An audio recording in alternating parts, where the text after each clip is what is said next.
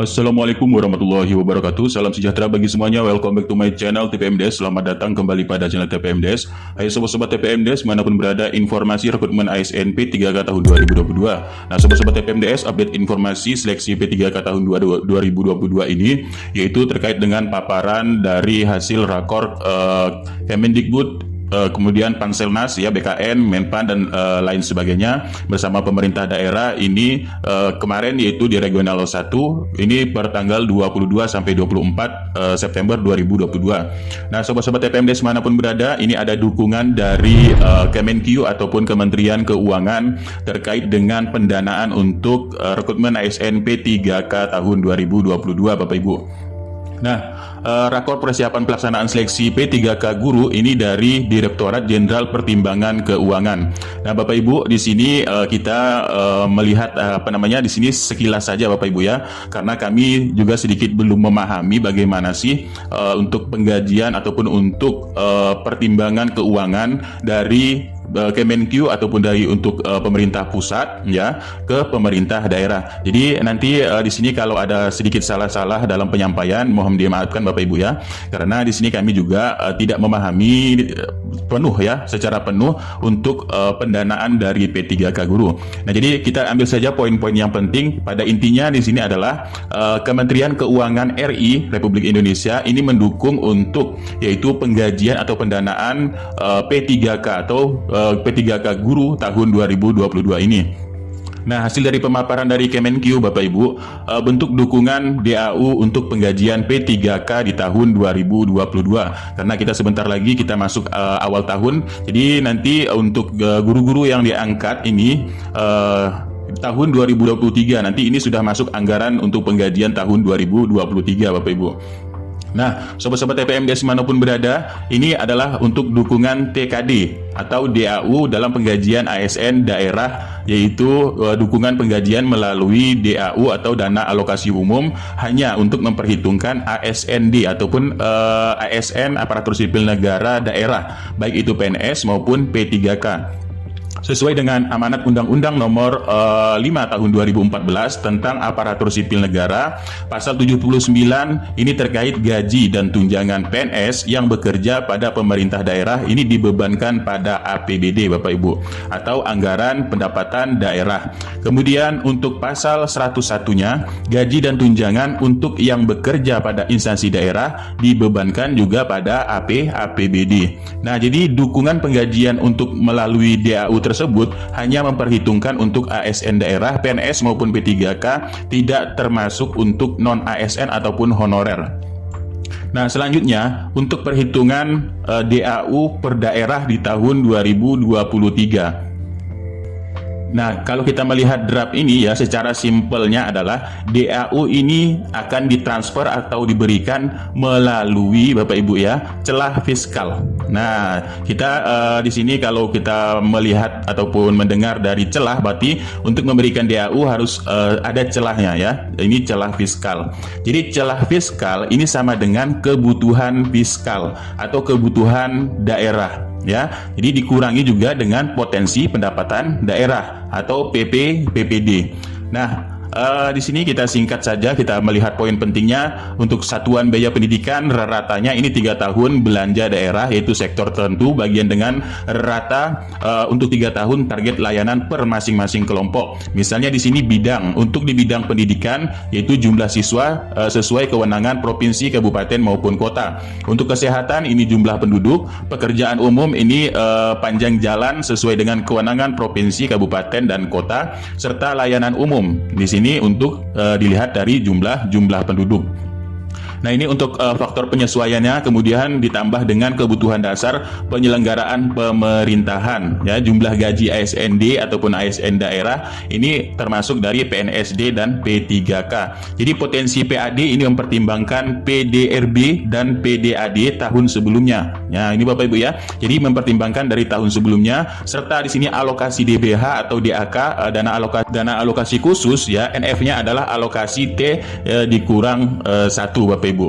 Nah, kemudian ini untuk dukungan anggaran DAU tahun 2022 yang telah dipaparkan oleh Kemenq dalam alokasi dasar dalam formula DAU tahun 2022 juga termasuk memperhitungkan formasi P3K, yaitu gaji serta tunjangan yang melekat, Bapak Ibu. Untuk kebutuhan pendanaan daerah dalam rangka penyelenggaraan urusan pemerintah, antara lain mempertimbangkan kebutuhan dasar penyelenggaraan pemerintah dari pasal 126 ayat 1 Undang-Undang Nomor 1 Tahun 2022. Kemudian perhitungan kebutuhan dasar penyelenggaraan pemerintah ini memperhitungkan antara lain kebutuhan penggajian aparatur sipil negara baik PNS maupun P3K. Artinya Bapak Ibu ya, untuk penggajian ini sama dengan PNS maupun P3K dalam penggajian. Ini sama untuk PNS mendapatkan K13, P3K juga mendapatkan gaji ke-13. Kemudian mendapatkan THR serta kebijakan formasi untuk P3K. Nah, total dukungan penganggaran formasi P3K dalam perhitungan dana alokasi umum 2023 ya, ini sebesar 25,74 triliun Bapak Ibu yang akan dikeluarkan. Ini untuk gaji ASND, PNS maupun P3K serta untuk formasi P3K baik itu guru maupun non-guru.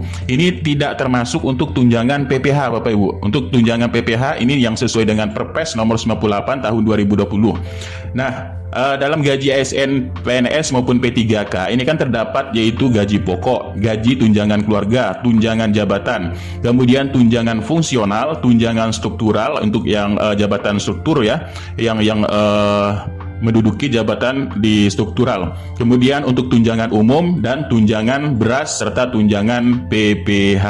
Nah, inilah dukungan anggaran untuk P3K dalam DAU di tahun 2023. Nah, selanjutnya Bapak Ibu, Kemenq juga sudah memperkirakan ya, perkiraan dari kebutuhan ASN tahun 2022 serta 2023. Memang Kemenq merasa di sini untuk ASND ataupun ASN daerah ini masih cukup tinggi untuk di kebutuhannya di daerah, yaitu pada tahun 2022 dan 2023. Nah, Kemenq sudah merancang yang awal rancangan dari kemarin ya, awal rancangan untuk kebutuhan daerah. Ini kita lihat untuk uraiannya ini subtotalnya.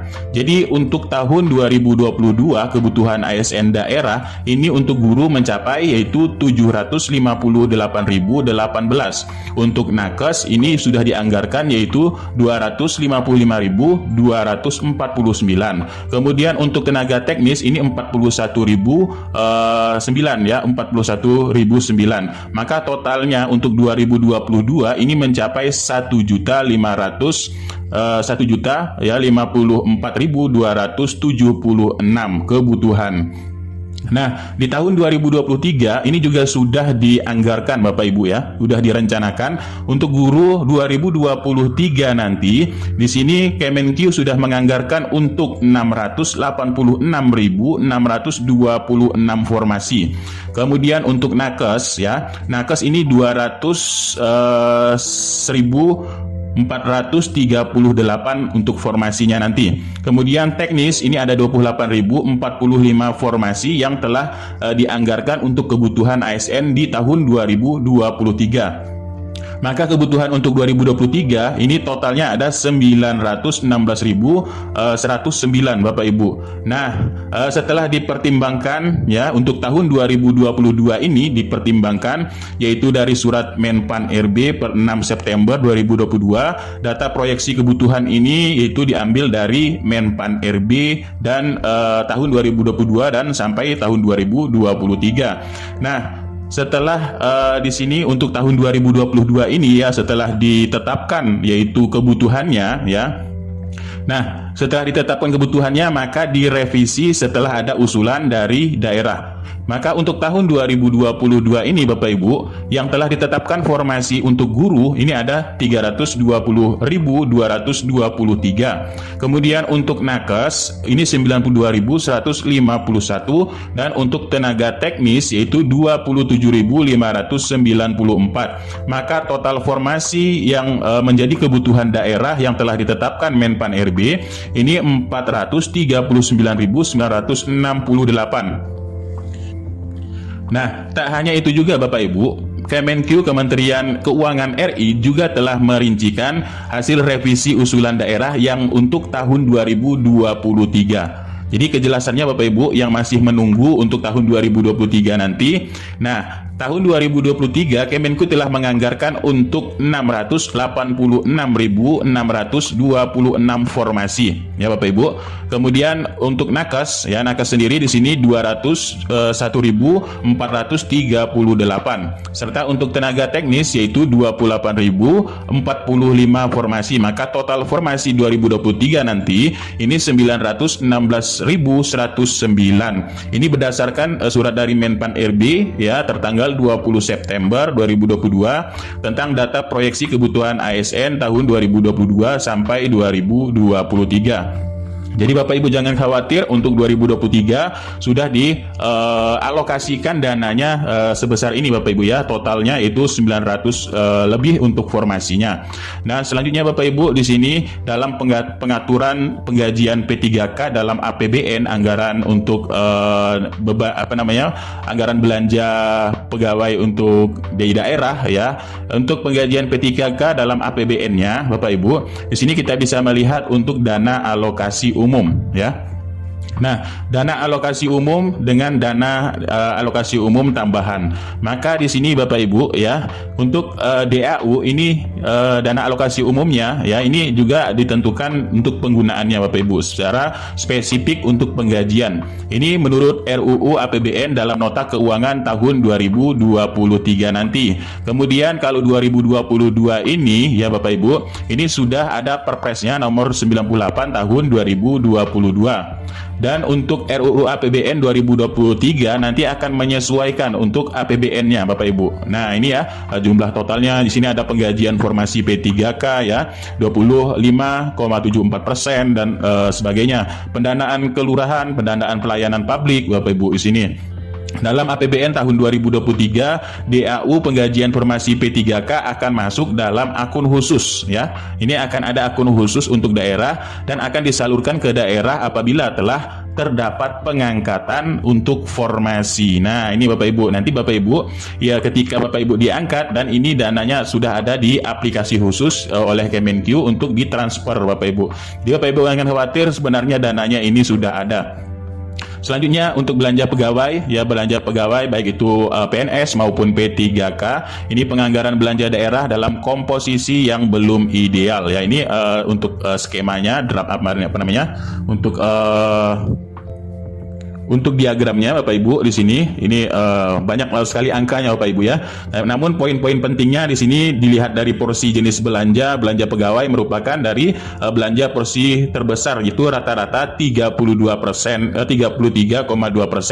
dari seluruh komponen belanja. Kemudian di sini belanja barang dan jasa menunjukkan tren yang meningkat. Untuk pertumbuhan belanja barang dan jasa di tahun 2021 ini sebesar yaitu 22,4% ya, 22,4% dibanding dengan 2027 Bapak Ibu. Kemudian porsi belanja lainnya secara rata-rata 24,3%. Ini pada kemarin pandemi ya, ini peningkatan signifikan yaitu 40,6% dibanding tahun 2019. Nah, ini jadi meskipun pada tahun 2021 ini kembali menjadi 24,1%. Serta di sini belanja modal ya, belanja modal merupakan belanja yang perlu mendapat perhatian karena selain dari porsinya ini sangat kecil ya, secara nominal juga mengalami penurunan. Secara rata-rata porsinya hanya sebesar 17,1%. Nah, selanjutnya ini adalah pertumbuhan dari realisasi belanja pegawai tahun 2017 sampai 2021 per wilayah pulau ya. Ini tidak perlu kita bahas, ini Kemenq yang tahu semuanya. Kemudian untuk belanja pegawai dalam perhitungan DAU ya. Jadi ini adalah total belanja pegawai dalam perhitungan DAU yang masih cukup tinggi yaitu 200 sampai 222 triliun dari pagu DAU yang berkisar 377 sampai 421 triliun Bapak Ibu. Kemudian di sini strategi ke depan untuk meningkatkan kualitas belanja layanan publik untuk penerapan reformasi dari birokrasi, Bapak Ibu ya. Melihat dari sinergi ke depan untuk meningkatkan kualitas belanja dan layanan publik, ini harus ada yaitu penguatan disiplin yaitu untuk sinergi belanja daerah, mulai digitalisasi layanan publik. TKD ini diarahkan meningkatkan kualitas pelayanan publik, dan APBD agar lebih fokus pada kegiatan yang mendukung aksesibilitas dan pendidikan, kesehatan, infrastruktur, serta ekonomi. Lanjutnya, peningkatan kapasitas SDM daerah dan penguatan pengawasan internal daerah. Dalam penerapan reformasi birokrasi ini harus ada untuk inovasi layanan publik digital. Kemudian right sizing pada organisasi dan ASN, meningkatkan produktivitas dan integritas ASN, reward dan punishment untuk birokrasi yang efisien dan berintegritas, serta penerapan sistem merit dalam rekrutmen dan karir ASN.